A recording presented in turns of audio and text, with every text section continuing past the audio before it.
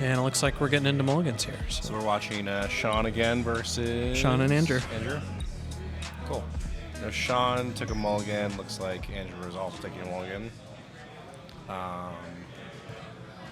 So based off what we saw during deck building,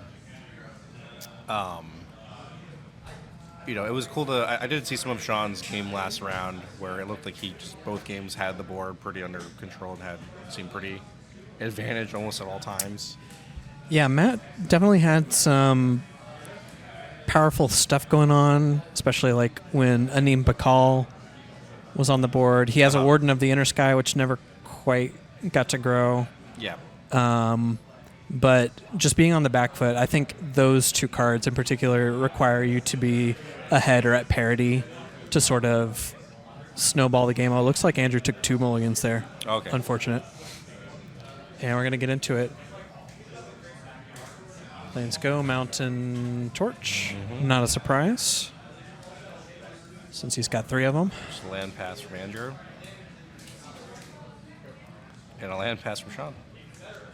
Which is surprising because he has like so many 2-drops in his deck. We're making 2 1/1 no creatures here. Both players mulliganing, so yeah. that could definitely slow things down pretty significantly. But they both have 3 drops here. One thing that Shaun told me when he was deck building, we can get back to that iceberg pick that he took. There's a reason behind it. Oh, yes, please. But one thing he mentioned is that he didn't really care about passing the 3/2 flyer just because he has 3 torches, and he figured that he kind of knew that Walski was in Golgari or like kind of Junjish based off like the flip cards he was taking. Sure. So he knew that like the 3/2 was not that important for. It wasn't that threatening against his team's decks, but he thought the iceberg. He was assuming that at least 2 of their teammates were going to be in blue-white. It's a card that like he can't really interact with well. So that was his consideration for hate picking that over taking the 3/2 flyer. Yeah, very interesting. For sure. Yeah, but I mean, it makes sense given that like one of the ways he drafted his deck is in consideration of what his opponents might have or what he thinks they might have, and that he has the removal equipped to deal with those threats. Of course, but it was tough. Situational for sure, but Iceberg is just something, it's a 2-mana common. I just feel like the player that wants one is going to end up with one. Right. I mean, most there of were the time, definitely more in the draft. There was at least one more in the draft, I think. I think I still, err on the side of I think taking 3/2 is correct based on just based on its power level in his deck, I think. Yeah. So, I mean, maybe he didn't want to have one of their players end up with 2, but we'll see. Now that this iceberg card we've been talking about has entered the battle. We'll see how this game plays out then.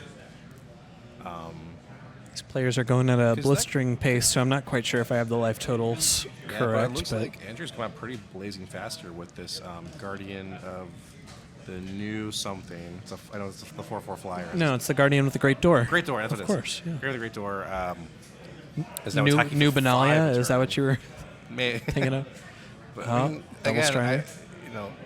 I see why Shaun was maybe cautious of that iceberg, but he's attacking with this Strider, making it a little bigger, and also just shooting the gamer with this torch to kill that. Looked like that was a hit for 5, I'm gonna guess. I believe so. I mean, this is interesting. He has if he can make these Striders pretty big, I wonder if it'll just out aggro what Andrew's trying to do. But I mean, if Shaun's at 11, then this Guardian of the Great Door. Ooh. Here's a glyph. So what a glyph, considered by many to be the mythic uncommon of the set. Definitely essentially that blue's best call. 5/4 haste that discovers 3 whenever it goes away. It looks like it's going to trade for this Strider as Shaun blocked with the Strider and his 2/1. And get replaced by another iceberg. So here's kind of what I was saying, is that iceberg is not really a hateable card in my view. I wonder here if would Shaun be winning the race if he had that 3/2 flyer in his deck. I mean, this looks like it's the advantage bar is in Andrew's favor here, but we're tapping some artifacts. Okay, we're pumping the Strider and then then sacrificing the map to this Sanctifier, making the Strider now a 6 power. It's a 6/5 trampler. Now it's 7/5. Swinging for 7. Assume we're just going to be taking that on Andrew's end. Then, I think he's thinking of blocking here with this 4/4 creature just to soak up some damage. I think his plan then is just to flip these icebergs, and I might be a little cautious of attacking with Guardian Great Door here. Pretty good plan after a multi-5 for sure. So what artifacts does Andrew have?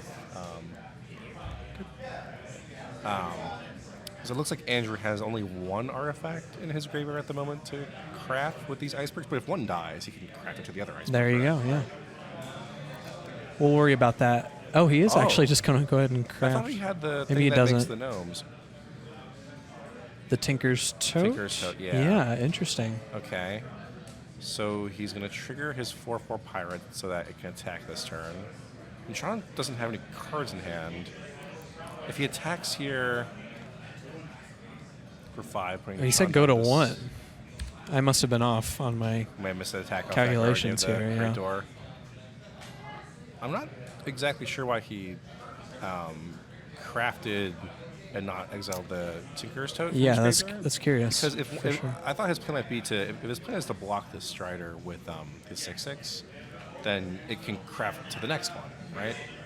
I mean, unless he has a play in his hand he wants to. I think he probably just missed that the artifact was in his graveyard, I'm guessing. All right, so Shaun's got one Strider activation. Turn it into a 7/6. Yeah, 7/6. It will be snap blocked by the Titan, I have to imagine. Yeah. And maybe put the... I would probably block both of these attackers just to play it super safe here. Yeah, absolutely. I wonder if he's thinking about sacrificing to deal 2. Okay. To Andrew's face here. So I wonder what... Ooh, okay. I mean, if I was... because if Shaun's at 1 and he has no flyers, I would just try and make the most conservative blocks here as possible just to not die. Yeah. All right. Looks like there's just nothing really going on. Wow. That was a Shaun really... just has to make him have it there, or put him on the correct blocks there. But that was an insanely impressive multi-5 by Andrew's deck. yeah, that Guardian of the Great Door just came out swinging. So let's see. We have our players checking their opening hands with Shaun on the play. Can't see a ton of cards in his hand, but looks like he has the 2/1 and the artifact that scries 2 and becomes a 1/4. Looks like both kept 7 this time. And Shaun's got a 2-drop. It's going to go find third color. Okay, It looks like he's put... Did he have blue in the whole time? Or did he just side it? He ended up deciding to add the blue to his deck for that Lodestone Needle. Yeah. But did he have it in for game 1? I would assume so. Okay. I mean, this thing Andrew said is pretty big power and toughness against Shaun's deck, right? Yeah. I'm a pretty big fan of... Because Shaun only has, 2 creatures in his deck that have 4 power or greater, I think? Just the Scytheclaw Raptor, which he has in his hand, and the Capricoti Sunborn. There you go. Yeah, if this pirate trades for a Scytheclaw Raptor, you're gonna be pretty... Yeah. Gonna be pretty happy. I know that Shaun has the Cartographer 2/1 in his hand, so he can maybe try and put a map token on it to make it bigger, but that's not going to happen anymore as a pacifism is taking care of that. Yep. That Scytheclaw Raptor.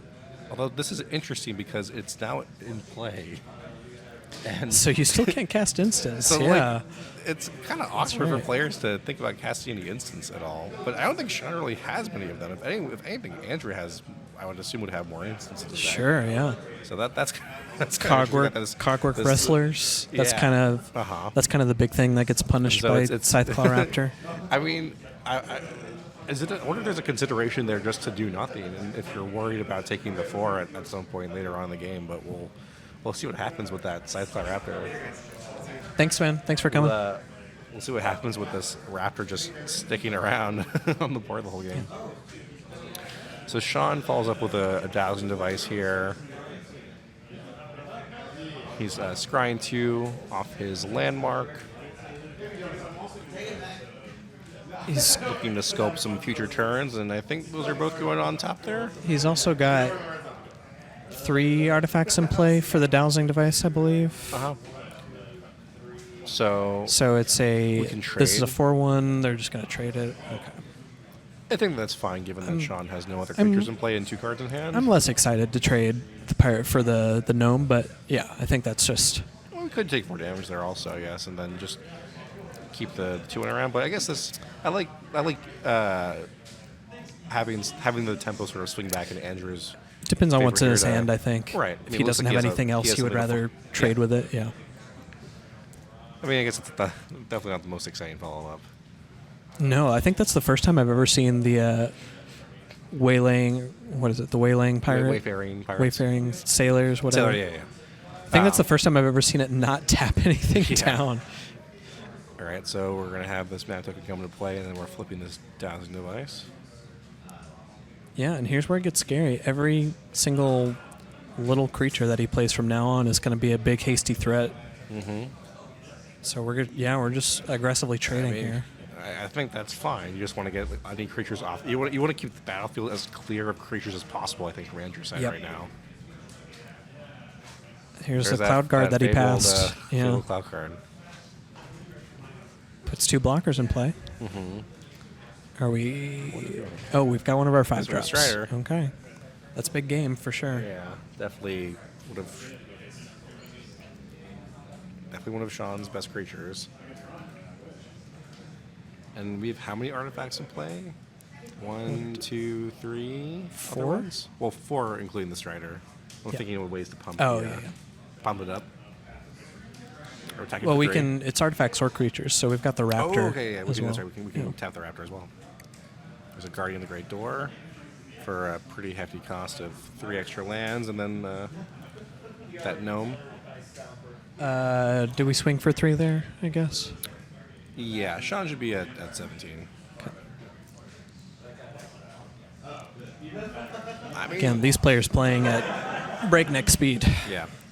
And now I think things can pretty much snowball in Shaun's favor with this dowsing device flipped and this torch in play, and a bunch of artifacts and creatures to boot for this Strider.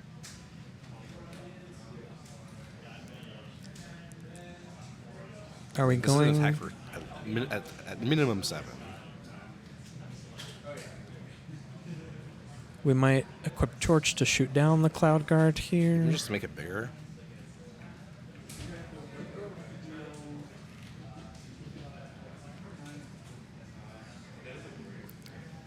We're going to Oh, okay. craft. Maybe not.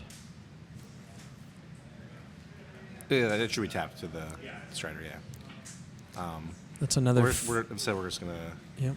play the Cartographer. We're going to pump it up. So that's attach the torch. 10-5 trample now. We are just going to shoot the Cloud 9? Guard, though, so it's back down to 9. Yeah.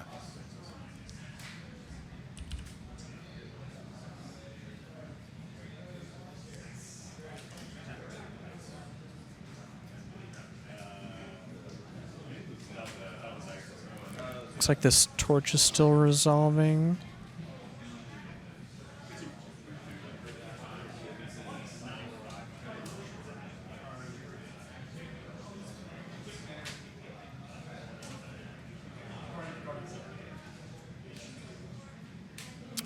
I'm not sure what we're thinking about exactly. Are we considering just chump blocking with this Guardian of the Great Door? I can't imagine so.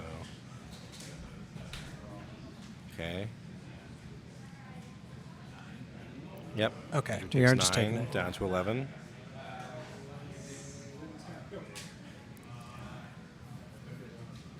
This Guardian of the Great Door looking a lot less impressive than last game, but Hey, Troopies, sorry the stream seems choppy. It looks fine on our end, though, so...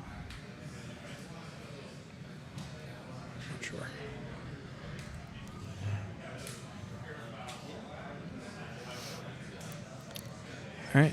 Pass it back, It's gonna be a tough Hellbent. game for Andrew, I think, to get out of. So we're basically just because, he needs to deal with the Strider pretty immediately,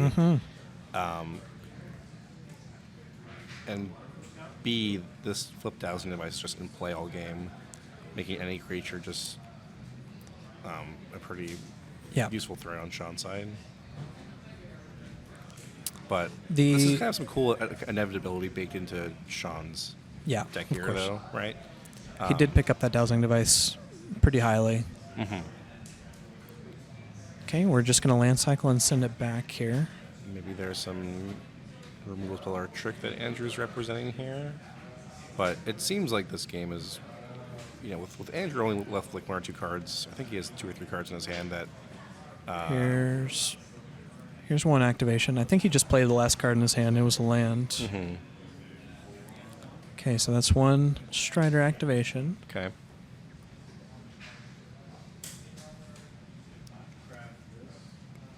Okay, crafting the 1/4, exiling the gnome from his graveyard. Ooh, give it +5/+0 in haste. Ooh, so this looks like attack in the air for a minimum of 11. 12, 13. That's pretty scary.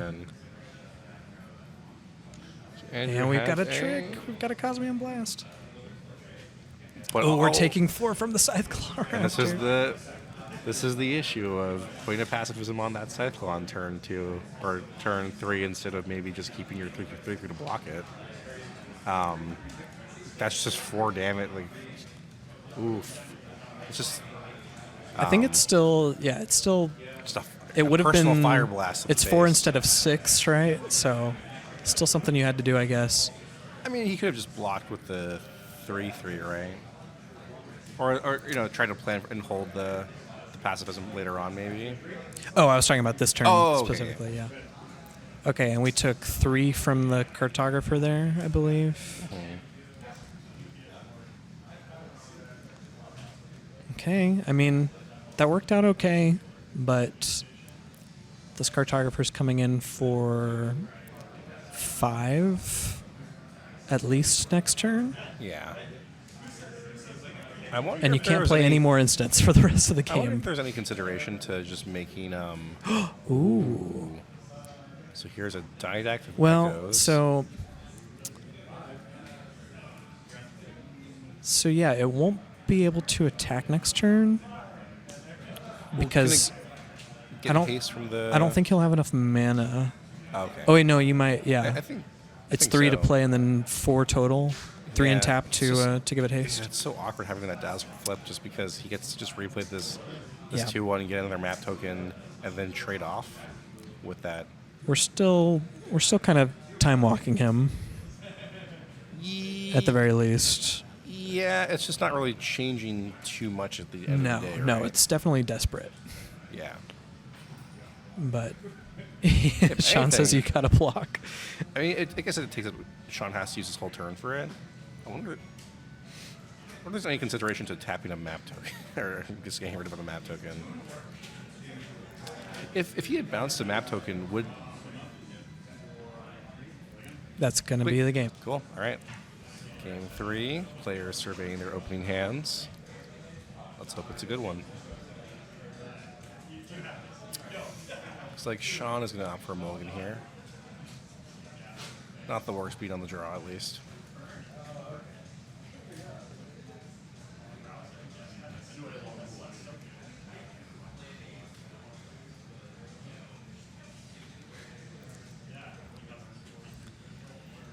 Yeah, I found with these Boros decks, I mean, we saw in game 1, he didn't have a 2-drop and wasn't able to get off to enough of a start to put enough pressure on Andrew. Andrew then gets to start swinging in with a big Guardian of the Great Door. So I think your mulligans have to be a little more aggressive. Right. Like, Shaun, okay hands just aren't going to be good enough. I think with Andrew having both those icebergs, which was a card that Shaun was worried about, Shaun is definitely the beatdown here. looks like he has a hand with some mountains and islands and some white cards, but he has that glyph 2/2 to hopefully like smooth things over early on. Players are off to the races here. Turn 1 Sunfire Torch from Shaun. We can pretty much always count on that happening. Yeah, with 3 in the deck. And there's that 3/3 from Andrew's side. Trying to hold down the fort. Yeah, it's going to take an equipped Wanderglyph to trade with it here, or not. But not anymore. Aggressively petrifying the Wanderglyph. It's at least cool that in Shaun's deck, he has multiple ways of still tapping that creature. Including crewing this minecart. Shaun's going to double check this Petrify here. Yes, correct. You can still activate. The activate ability is on the minecart. You can still use it to crew things. Okay. Oh. Well, that makes a little more sense. Yeah, so in response to that Petrify, we're going to crew just to...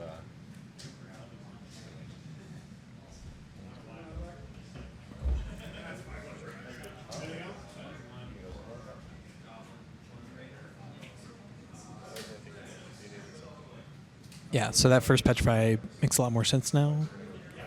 Oh, we know they had 2 in hand. Ooh, but these petrified objects are premium sack fodder for the Vanguard. Make it a 3/1 indestructible. The Wailing Pirates do technically get to tap something, but again, not getting to stun.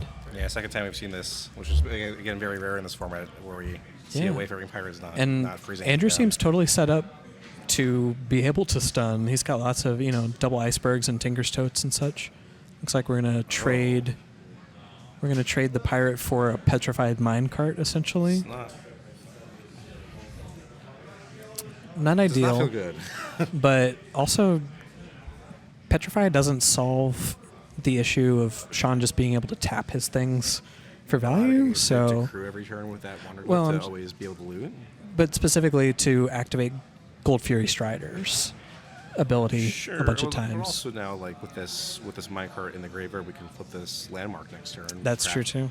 Well, you could have done that anyway, I guess. Yeah. You can craft with petrified things as well. It's awkward either way, right? Because the glyph can crew to loot, or now we have something. We have artifact in the graveyard for craft. This Vanguard is going to come in for 3 damage here. Like, Andrew definitely has some powerful, I think, creatures to play, but Andrew definitely has some powerful creatures to play, but I think every turn Shaun is just making a lot of use out of his cards and mana. Like it feels like every time I've watched Shaun play a turn, he's never had a turn where he's not like doing anything. Yep. Where, like, for example, on Andrew's side, he's just untapping with like 6 mana, and not having done anything, right? Ooh, but which I assume he's just flooding out pretty hard. Out. Yeah. But what's cool about Shaun's deck with those double glyphs is that he kind of has some built-in ways to stop flood and screw, which I like. That's been the major source of power of the Jeskai decks in this format, is that the craft ability specifically. And now we're going to cash in that glyph, which has done a lot of looting to the Sanctifier. And now this Vanguard of the Rose gets flying off. This looks like an attack for 7. 4, 5, 6, 7. Yeah. And you're down to 10. Yeah, in the air. Andrew can't block it. And next turn, Shaun has an attack for 6, 7, 8, 9, 10 with those 2 torches. Andrew is not afraid. Our Hill Giant's getting in there. I mean, it's not blocking anything on the board besides that 3/2, but I might keep it back for that exact reason, right? Descent count is not high enough for this Echo. Yep. We're gonna beef up this Sanctifier. Now it can trade with that Didactic Echoes. We have 2 torches to sack here, right? We can, or we won't sacrifice the one I think on the Sanctifier, so it can trade with the Didactic Echo. I was saying we could sack both just to kill he could sack both the council. The Didactic Echoes. Or Council Echoes. Council Echoes, yeah. Didactic is the 3/2.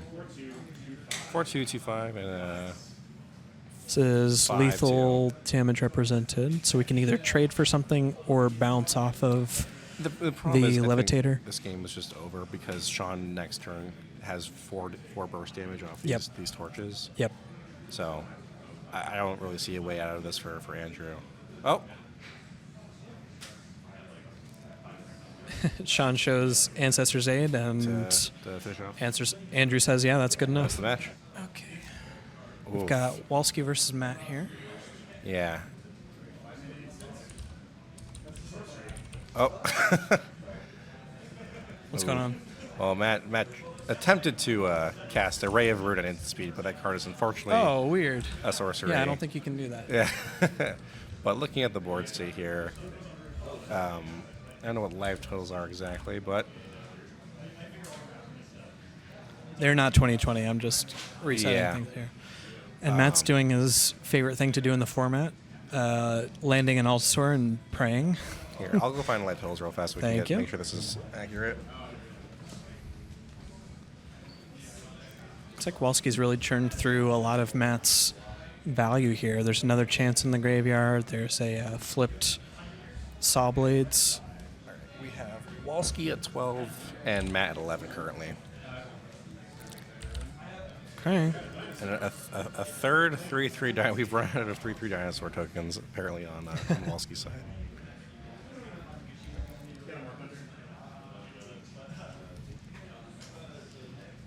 So yeah, that's been the game plan of a lot of these slower decks, is to just hope that the Altasaur doesn't get dealt with, and just kind of sit behind it and chip away. The big crux of this game right now feels like Matt has to ping enough times with the Altasaur before Walski can just kill him in combat.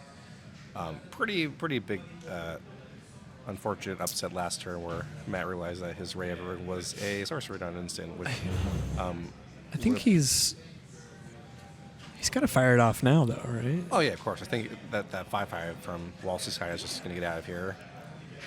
Problem is that Yeah. Okay.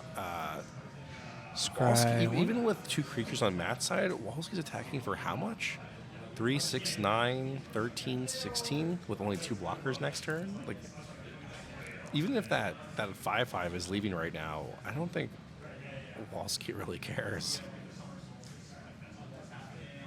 So we blocked 2. We're taking 9 down to 2, essentially. Yeah, but Eating something, discovering if, like, once. Walski has any follow-up creature, I don't see a way for Matt out of this. Yeah. It's going to be tough. Yeah. From like the cards I've seen, like Here we go. in Matt's graveyard, it looks like he's, Walski's filling up the board faster than Matt can deal with. So, I mean, hopefully if this Gnar finds something fantastic, it's a different game, I guess. But this Altasaur is going to block a 3/3. This Gnar is going to block a 4, and I don't know if there's a way for Matt not to take 9 here down to 2. No. Definitely taking at least 9. Looks like that's going to be the case. All right, we'll discover 3 off this Primordial Gnar. And we hit a Warden of the Inner Sky. which is not very impressive on this board when you have Nope. nothing else to really do with it. Incredible card, but yeah, when you're on the back foot and you have nothing to tap for it. Yeah, and again, Walski plays another creature. I don't see a way out of this for Matt. Like, even if he had sequenced that Ray of Ruin earlier, I still don't think there's a way out of this game where Walski's just putting too many things in play and going so much wider than Matt. And all right, so that's another win for Frank and Sons. So that puts them up to They have 4 wins. tournament point, Yeah. potentially here.